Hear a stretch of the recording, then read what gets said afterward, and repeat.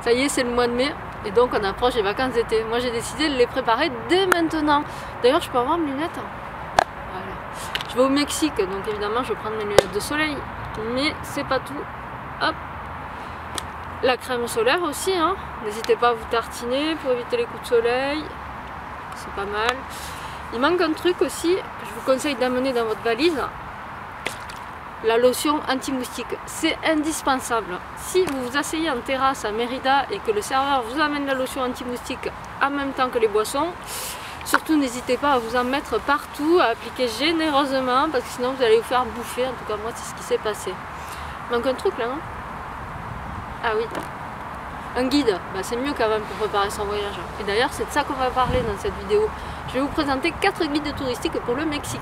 C'est parti!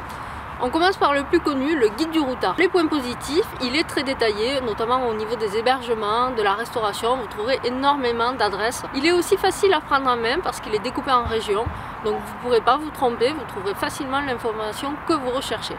Autre point positif, ce sont les petits carrés rouges, vous verrez, ce sont des anecdotes sur des personnes, sur des lieux et c'est vraiment très drôle. Point négatif, si vous aimez les photos, bah, il n'y en a aucune, vraiment zéro. Et puis si vous comptez sur les plans pour vous déplacer, pour vous repérer, ça va être un peu compliqué parce qu'ils ne sont pas énormément détaillés. On continue avec mon coup de cœur, le GeoGuide. J'aime beaucoup parce qu'en fait, il vous plonge directement dans le pays, dans l'ambiance du pays. Ça se lit comme un livre du début à la fin. Souvent, les guides touristiques, on va uniquement à la page chercher l'info que l'on veut. Et là, en fait, bah, ça se lit vraiment super bien. Ensuite, il y a un truc super bien dans ce guide, ce sont les trajets de bus. Alors, moi, c'est mon moyen de transport favori quand je pars à l'étranger. Du coup, j'ai trouvé ça super pratique, les horaires des bus et le fait que l'on sache exactement combien de temps on met entre chaque ville. Ensuite, il y a un truc super bien. Point négatif, par contre, si vous cherchez un logement à bas prix, ce n'est pas dans ce guide que vous trouverez, car la plupart des logements proposés sont dans une fourchette haute, voire très haute.